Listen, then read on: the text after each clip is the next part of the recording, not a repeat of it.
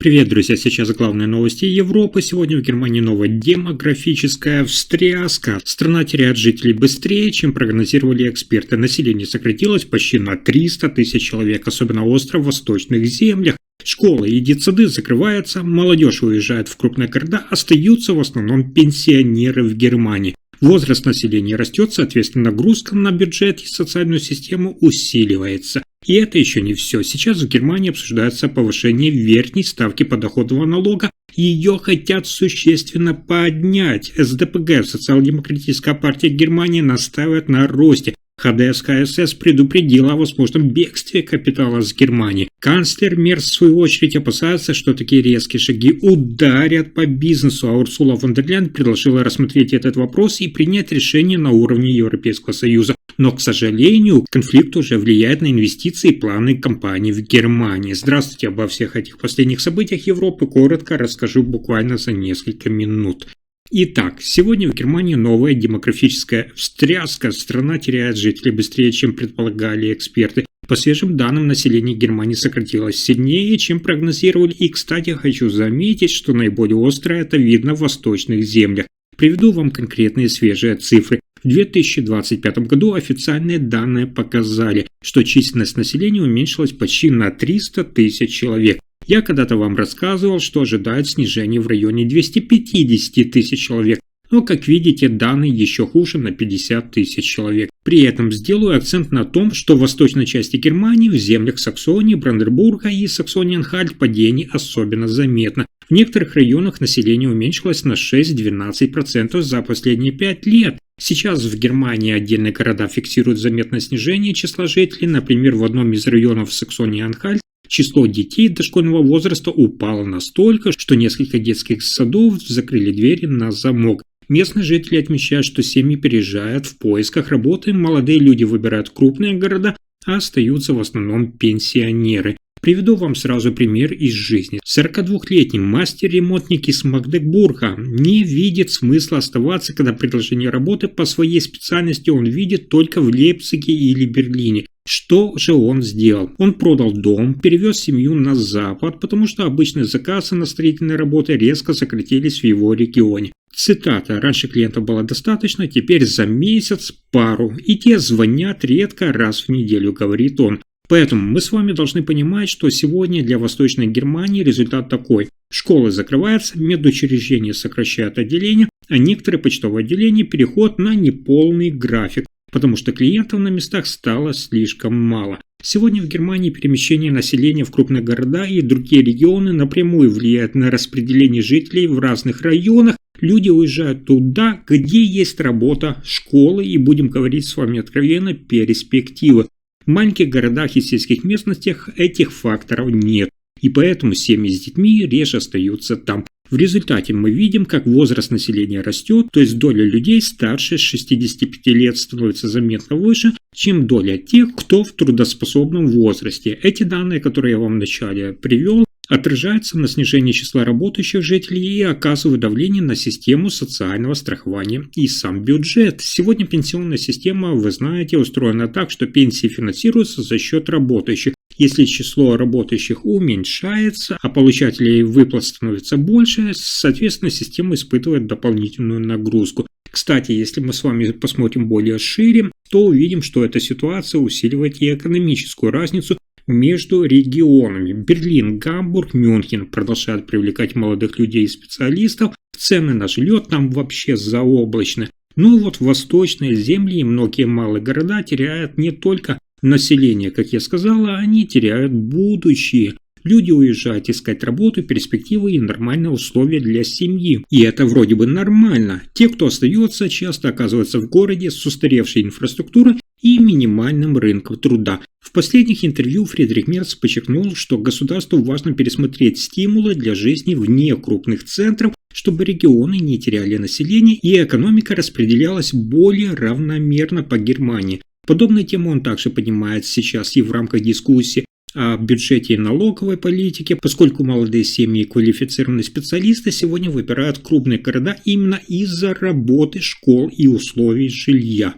Урсула фон дер Ляйен, выступая на экономическом форуме Европейского Союза, отметила, что старение и сокращение населения это общая европейская проблема, а не только одной Германии. Она говорила о необходимости инноваций, поддержки регионов и образовательных программ, которые могли бы помочь справиться с оттоком населения. Также она обратила внимание на конкуренцию внутри Европейского Союза между странами-членами за специалистов. По ее мнению, страны Европейского Союза должны искать совместные решения, чтобы не допустить еще большего расслоения между развитыми метрополиями и депрессивными регионами. Таким образом, в Германии сокращение населения означает падение внутреннего спроса, соответственно, уменьшение налоговых поступлений, сокращение рабочих мест в регионах и проблемы с поддержкой пенсионных и социальных систем. Мы с вами понимаем, что те семьи, которые уезжают, особенно молодежь, они уносят с собой не только свои таланты, они забирают и налоги, которые могли бы обеспечивать эти же школы, дороги и медицину там,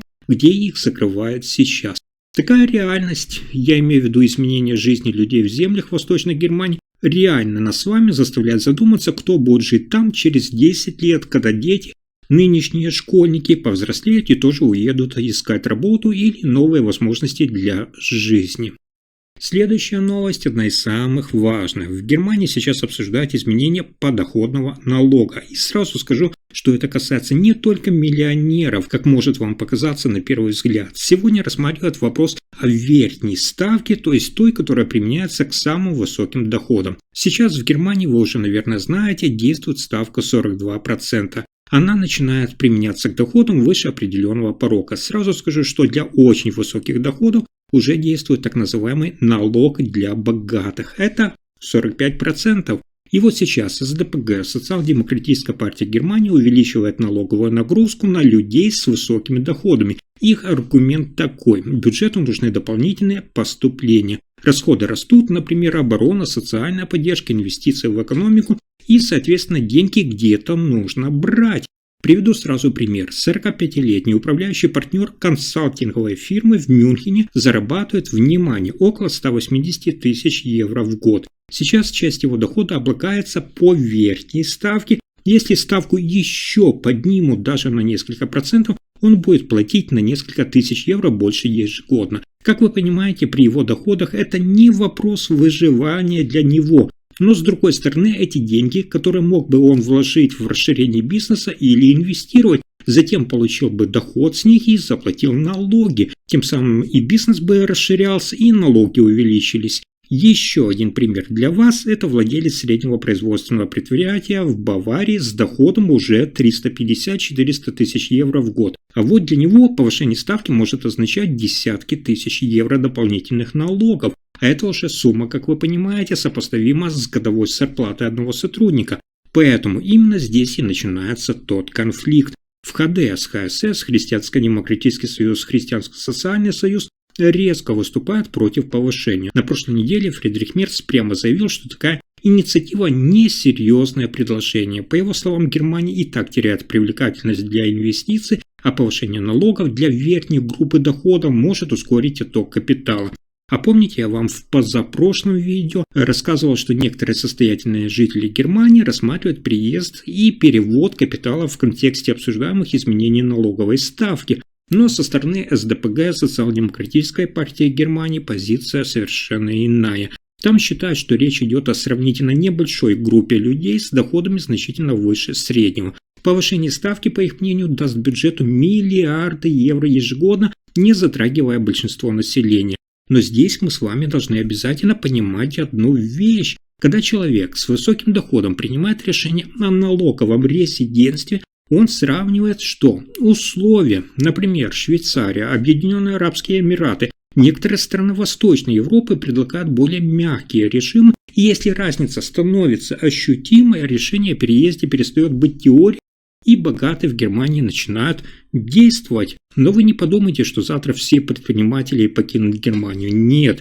Но сам факт обсуждения повышения ставок уже влияет на поведение бизнеса. Инвестиционные планы становятся осторожнее, так как большинство из них долгосрочны. Расширение компании также откладывается, а крупные сделки аннулируются с учетом возможных изменений налогового режима. В итоге спор идет о том, как Германия сегодня собирается балансировать между наполнением бюджета и сохранением инвестиционной привлекательности. Если повышение все-таки состоится, дополнительные деньги действительно поступят в казну, но одновременно возрастет нагрузка на ту часть экономики, которая формирует значительную долю налоговых поступлений. Поэтому, если решение отклонят, бюджет придется закрывать другими способами, например, сокращением расходов, как предлагал Международный валютный фонд в прошлом видео, не так быстро повышать пенсии в Германии, как растут зарплаты, а повышать только на уровень инфляции, или придется искать новые источники дохода. На этом все. Спасибо за просмотр.